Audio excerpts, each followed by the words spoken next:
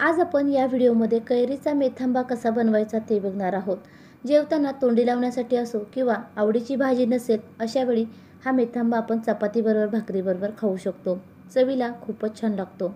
मेथांबा वर्षभर टिकण्यासाठी काही खास टिप्स आपण पाहिलेल्या आहेत। हा मेथांबा बनवण्यासाठी कैरी आपण कुठल्या प्रकारची घ्यायची, ती कशी ओळखायची, या बारीक सारीक टिप्स मी या व्हिडिओमध्ये तुमच्याबरोबर शेअर करणार आहे। त्यामुळे हा मेथांबा आपण बनवल्यानंतर तो अगदी वर्ष दीड वर्षापर्यंत छान टिकला जातो। याला बुरशी चढत नाही किंवा तो खराब होत नाही। छान असा रसरशीत चटपटीत मेथांबा बनून तयार होतो व वर्ष दीड वर्षापर्यंत छान टिकला जातो। चला तर मग सोप्या पद्धतीने रेसिपीला सुरुवात करूया। रेसिपी खूप सोप्या पद्धतीने तुमच्याबरोबर शेअर केलेली आहे, त्यामुळे व्हिडिओ शेवटपर्यंत नक्की पहा। मेथांबा बनवण्यासाठी इथे मी 3 कैऱ्या घेतलेल्या आहेत। कैऱ्या चांगल्या स्वच्छ 2 वेळा धुवून घेतलेल्या आहेत। अगोदर कैऱ्या आपल्याला 1 ते 2 तास पाण्यामध्ये अशाच भिजत ठेवायच्या आहेत।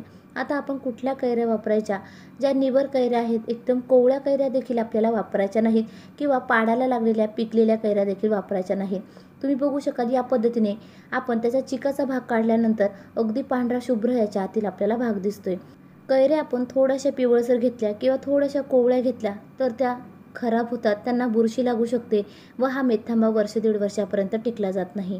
आता सर्वात महत्त्वाची टिप्स म्हणजे कैऱ्या आपण घेतल्यानंतर त्याचा चिकाचा संपूर्ण भाग आपण काढून घ्यायचा आहे व कैऱ्या चांगल्या आपल्याला पुसून घ्यायच्या आहे। या पद्धतीने चांगल्या कोरड्या करून घ्यायच्या आहेत। कैऱ्या आपल्याला अजिबात ओलसर ठेवायच्या नाहीत। थोड्याशा जरी कैऱ्या ओलसर असतील तर त्यांना लगेचच बुरशी लागू शकते। त्यामुळे संपूर्ण कैऱ्या कोरड्या करून त्याच्या साली आपण काढून घ्यायच्या आहेत। कैरीच्या साली काढून घेतल्यामुळे हा मेथांबा पटकन अगदी 2च मिनिटांमध्ये शिजला जातो, कारण मेथांबा बनवण्यासाठी आपण अजिबात पाण्याचा वापर केलेला नाही। कैरीच्या साली अगदी पटकन शिजल्या जात नाही, त्यांना बराच वेळ लागतो व साली शिजेपर्यंत त्याच्या आतील गर एकदम मऊ, एकदम सॉफ्ट शिजला जातो किंवा त्याचा गाळ होतो। त्यामुळे हा मेथांबा चवीला छान लागत नाही। त्यामुळे आपण याच्या साली काढून घेणार आहोत। संपूर्ण 3ही कैऱ्यांच्या या पद्धतीने आपण साली काढून घेऊ। साली आपण सालाटण्याने काढून घेऊ शकता किंवा या पद्धतीने चाकूने देखील काढून घेऊ शकता। इथे मी संपूर्ण साली चाकूने काढून घेणार आहे।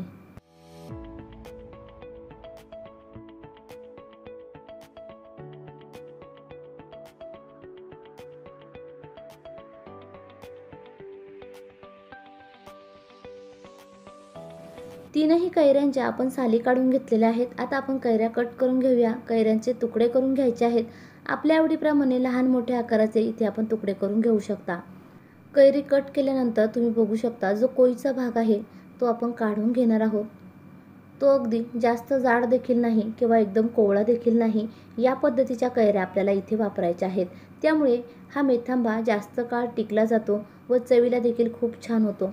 मेथांबा बनवण्यासाठी आपण एकदम कोवळ्या कैऱ्या वापरल्या तर मेथांब्याला थोडीशी आंबटसर चव येत नाही व चवीला मेथांबा चांगला होत नाही व थोड्याशा पिवळसर कैऱ्या वापरल्या तर मेथांबा लवकरात लवकर खराब होतो, त्याला बुरशी चढते। त्यामुळे या पद्धतीची कैरी आपल्याला इथे वापरायची आहे। याच पद्धतीने आपण अशा लांब लांब फोडी करून घेतलेल्या आहेत। आपल्या आवडीप्रमाणे तुम्ही इथे लहान मोठ्या आकाराच्या फोडी करून घेऊ शकता। मी थोड्याशा अशा लांबसर कैरीच्या फोडी करून घेतलेल्या आहेत, त्यामुळे हा मेथांबा दिसायला खूप छान दिसतो। याच पद्धतीने राहिलेल्या दोन्ही कैऱ्या आपण कट करून घेऊया।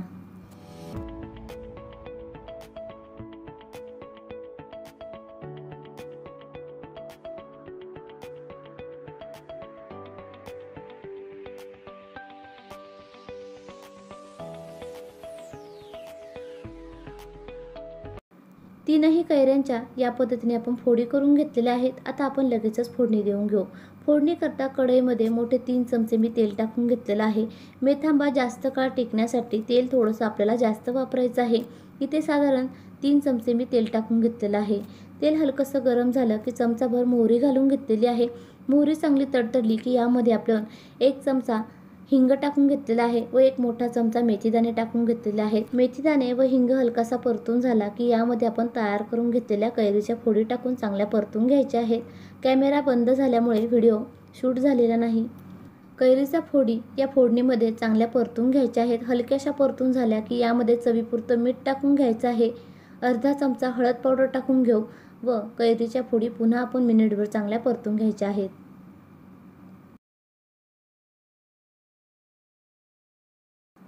कैरीच्या फोडी हलक्याशा परतून झाल्या की यामध्ये आपण गूळ पावडर टाकून घ्यायची आहे किंवा किसून घेतलेला गूळ टाकून घ्यायचा आहे। कैरी जास्त आंबट असेल तर कैऱ्यांच्या अर्ध आपल्याला गुळाचं प्रमाण घ्यायचं आहे। इथे कैऱ्या अगदी जास्त प्रमाणात आंबट नव्हत्या, त्यामुळे साधारण 3 चमचे मी गूळ पावडर टाकून घेतलेली आहे। गुळाचं प्रमाण इथे आपल्या कैऱ्यांच्या अकॉर्डिंग कमी अधिक करू शकता। कैऱ्या जास्त आंबट असतील तर गूळ पावडर थोडीशी वाढवायची आहे। कैऱ्या थोड्या कमी आंबट असतील तर गूळ पावडर अगदी आपल्याला 2 ते 3 चमचेच टाकून घ्यायचे आहे। कैऱ्या जास्त प्रमाणात आंबट नसल्यामुळे फक्त 3 चमचे इथे मी गूळ पावडर टाकून घेतलेली आहे।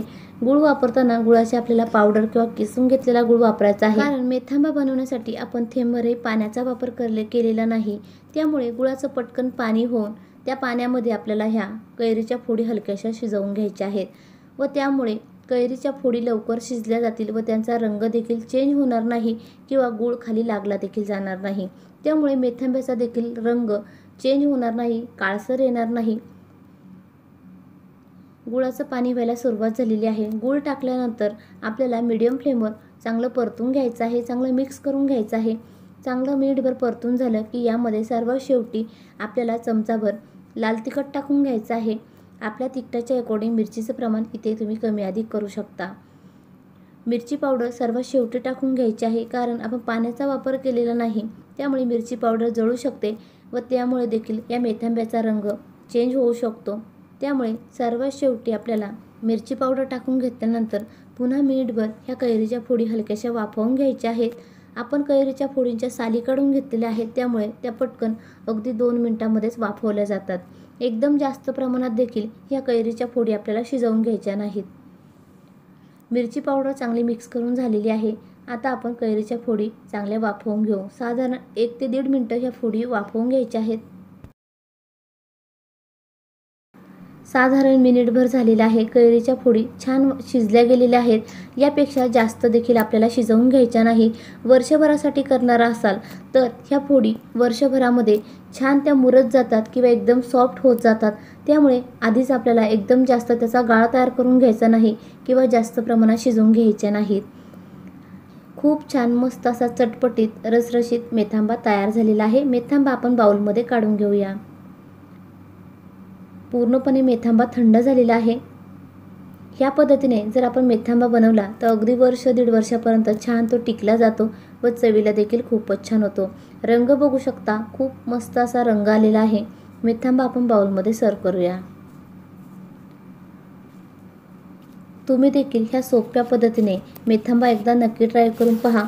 छान 1-1.5 वर्षापर्यंत टिकला जातो, चवीला देखील खूपच छान होतो। जेवताना तोंडी लावण्यासाठी सुद्धा खूप मस्त अशी रेसिपी आहे। तसेच एखाद दिवशी जर आपल्या आवडीची भाजी नसेल त्यावेळी आपण चपाती भाकरी बरोबर हा मेथांबा खाऊ शकतो। खूप मस्त अशा चवीचा मेथांबा बनवून तयार झालेला आहे। तुम्ही सुद्धा ह्या पद्धतीने रेसिपी एकदा नक्की ट्राय करून पहा। रेसिपी आवडल्यास कमेंट बॉक्समध्ये नक्की कळवा। आपल्या चॅनलवरील रेसिपीज तुम्हाला आवडत असतील तर चॅनलला भरभरून प्रतिसाद द्या, चॅनलला सबस्क्राईब करा। चला तर मग भेटूया अशीच एक नवीन रेसिपी घेऊन पुढच्या व्हिडिओमध्ये। धन्यवाद।